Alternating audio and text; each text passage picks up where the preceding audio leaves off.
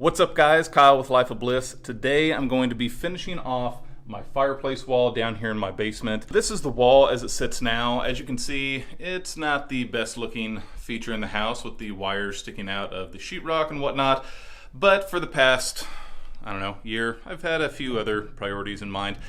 But now it's time to finish this. So the plan is to have two shelves on either side of the fireplace where these wires are coming out, and I'm planning on having some of these LED lights that are hanging from the ceiling so nicely over here. I'm planning on having two of those per shelf as well as two in the ceiling there. That's going to be controlled by a wall switch over here that is connected to an outlet in the cabinet that has a 12-volt converter for all these LED lights. That'll make sense once I get into it a little bit more. But here's the wall as it sits. We'll go ahead into the garage and get started building the shelves. All right, so up here in the garage, I'll show you the wood that I'm going to be working with today. I've got some 1x10 pine and some 1x8 pine. And these don't have to be perfect to start off with. I mean, we're going to be making these weathered looking and putting dents and scratches and all kinds of stuff in them. So they don't have to be the best quality. There's different grades that these come in. So just keep that in mind. To start off with, we're going to cut everything to length over there on the miter saw. So let's get started, shall we?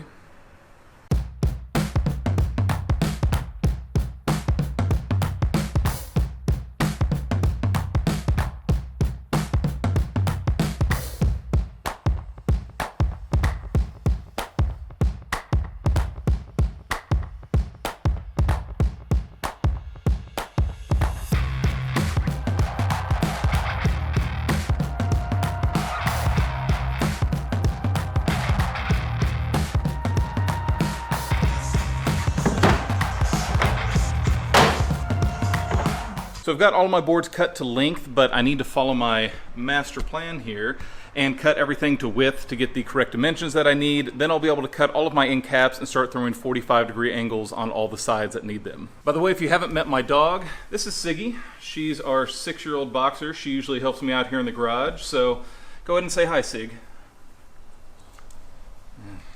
She's not much for words.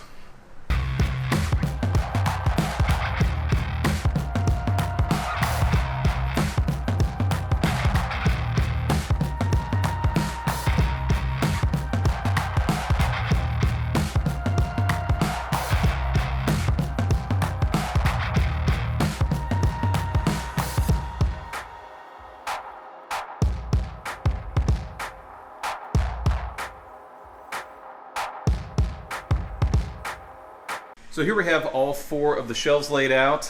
Each one of these has a top and bottom plate, a front plate, and these 2 end caps. And like I was saying with these end caps, you want this the exact same width as the front piece and the length of the top and bottom. So these are fitting up perfectly. So at this point, it's a really good idea to check to make sure these are all the exact same length. So you'll want to line up all these on an edge here and just make sure that they're the exact same length on the other end. You'll want to go ahead and just trim those to length now if need be. You shouldn't have to trim much, maybe just a 1/16 or an 1/8 of an inch here and there, just to make sure they're the exact same length so they'll line up once you start cutting the 45s and putting them together. So now I need to go and figure out which side is going to be showing versus which side is going to be inside the shelf, and also which edges are going to be up against the wall. For the front piece here, every single edge is going to have a 45 on it, and I'm kind of wanting some of this stuff here that looks like it's chewed away. So this is going to be my front side. I'm just going to mark an X on each corner that I need to 45. And then for my top and bottom plates, some of these have writing on them, and just to make it simple, I'm just not going to worry about the writing, which I just marked on the wrong side. Don't do that. I'm not going to worry about the writing, trying to sand that off, so I'm just going to make this the inside of the shelf. Same with this one.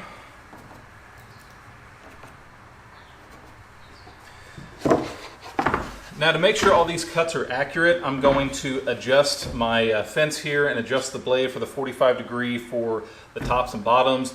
Do all of those first, and then come back and do the fronts, so that way everything's going to be consistent once again. I don't want to be going through and adjusting every shelf to where I have to adjust for the top and bottom, then adjust for the front, and back again.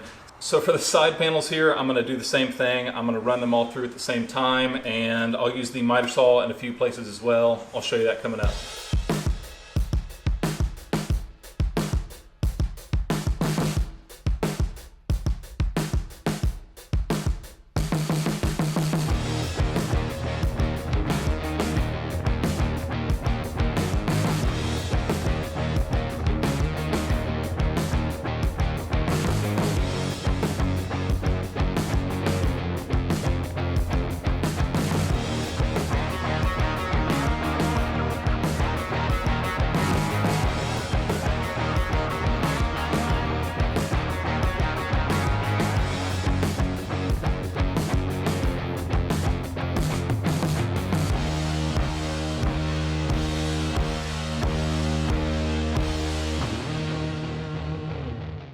So just a little trick here when setting up these 45s. So this is a 5-inch wide board. If we come over here to the fence, instead of being on 5, we set it down to 4 1/4, and that's a 3/4 inch board up there.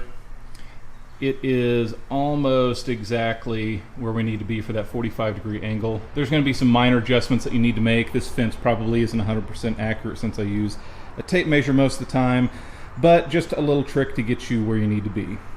So I've got all the cuts done on the table saw. I need to come back and do a few more on the miter saw, but I wanted to give you a look here at how this was shaping up. So on the bottom and top pieces, I only had to cut long ways on one side at a 45-degree angle. Since this will be sitting up against the wall, there's no need to do that. This front piece here will come up and attach like so, giving us a 90-degree angle. It'll do the same thing up top here. And I still have to cut this side and this side at a 45, like I said. But the end piece, it has 45-degree angles on every edge. It will come up and cover up the end here and make sure it all looks like one single piece of wood with the only seams being right on the corners. So I'm going to come back tomorrow and finish up the cuts on the miter saw. And good morning. So today I've got to go ahead and cut the edges here with the 45-degree bevel and then start assembling everything after we give it a little bit of a rustic look. I've got my miter saw set over there for a 45-degree bevel on the ends. So we'll get that cut and start putting everything together.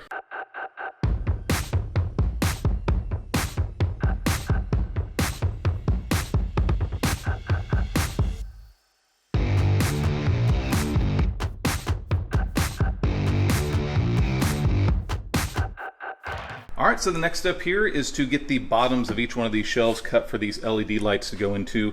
Here's one of the lights that's going in. It requires a 2.5-inch hole that I'm cutting with a hole saw. I've got each one of the bottoms marked off, so I'll go ahead and get those cut so then I can beat my wood, the shelf wood.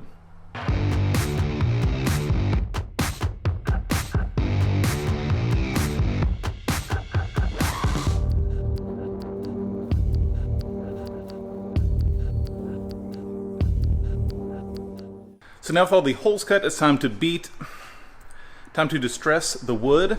To do that, there's a couple different tools you can use. I mean, you can really use anything. I'm going to use a couple screwdrivers. This wire brush kind of gives a nice little, I don't know, scrape look on there. This is nice if you have a really big bolt or screw for the threads. One of those guys, you know, hammer, a couple things just to put some gouges and dents in the wood to make it look like it's been weathered a little bit. So I'll show you my process in doing all of these boards, which unfortunately is going to take a while.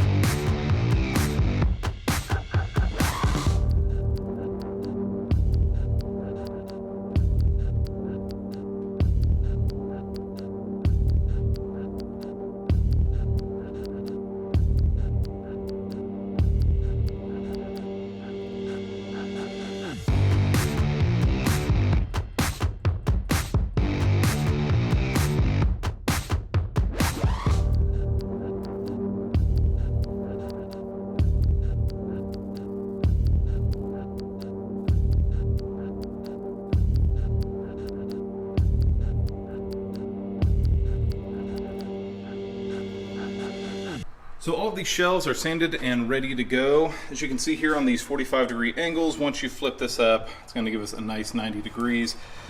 Same thing with the top and the sides here. And I actually didn't need to angle this side, but I did. Oh well, it doesn't matter. To do this, you're just going to need some wood glue, an 18 gauge or a small gauge nailer, and some painter's tape.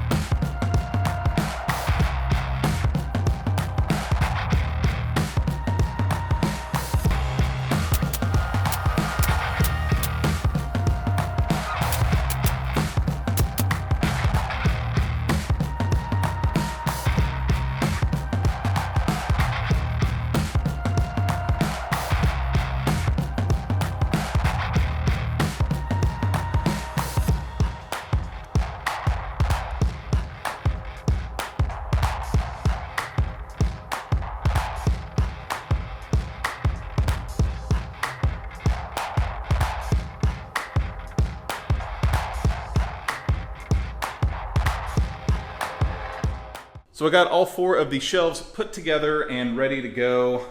All these corners are not exactly perfect. There's little gaps here and there. Not a big deal. I'm actually going to be sanding all this down with some 80 grit paper on a sander there. So all these are going to be rounded over, and we can come back with a little bit of wood filler and fill in those gaps. So I'm going to go ahead and get started on that, and then once that's finished, we'll be ready for stain.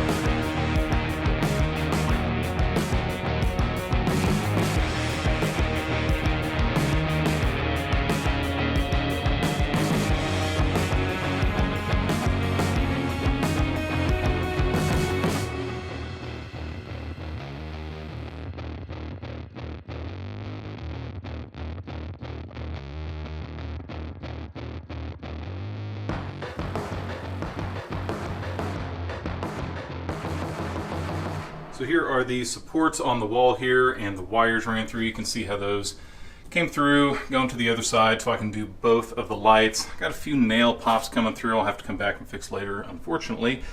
But those went on really well. I'm going to get the other side on, and then we'll see how the shelves look on the wall.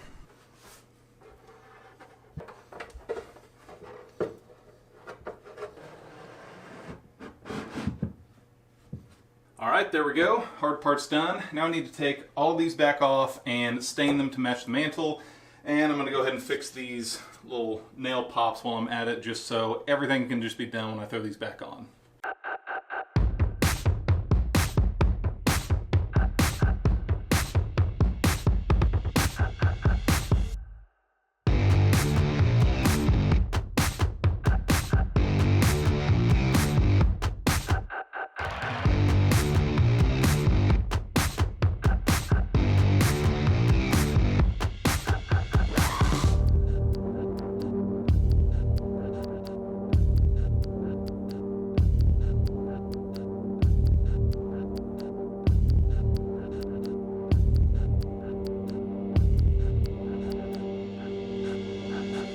So the stain's been drying for about 24 hours now. I've got them suspended on these ingenious 2x4s that have been screwed down to the plywood there, just to get them up off that plywood. I'm gonna be spraying these with a HVLP gun.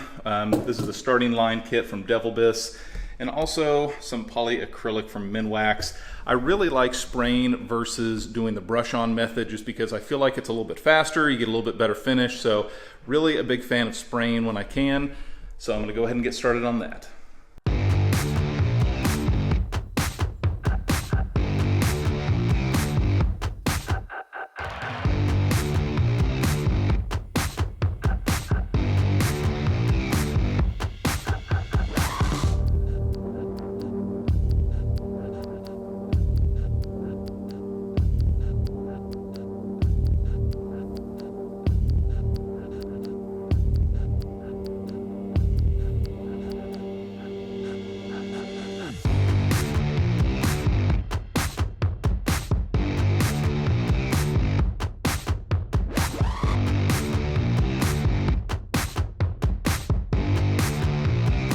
So I'm setting up the electrical right now, and I want to show you guys what that looked like. As I said before, there is a wall switch here that controls the outlet down inside of the cabinet, and there's also some speaker terminals there next to it for banana plugs.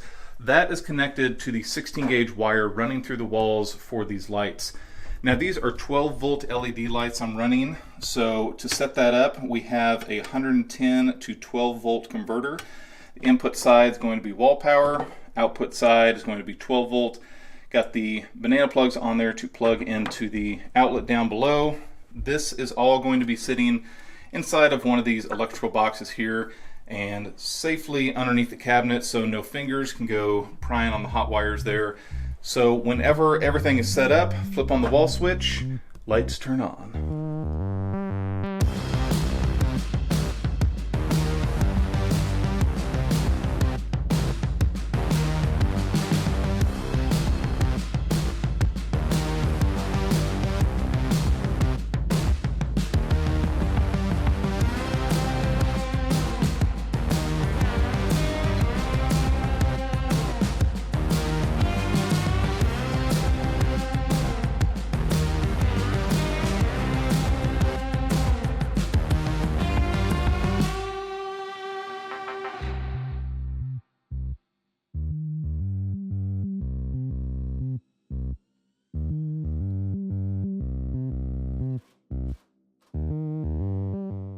And now for the moment of truth.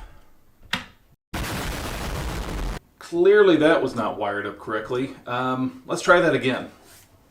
Now these shelves look so much better than a few wires sticking out of the wall. The shelves match the mantle perfectly and really gave this space a finished look.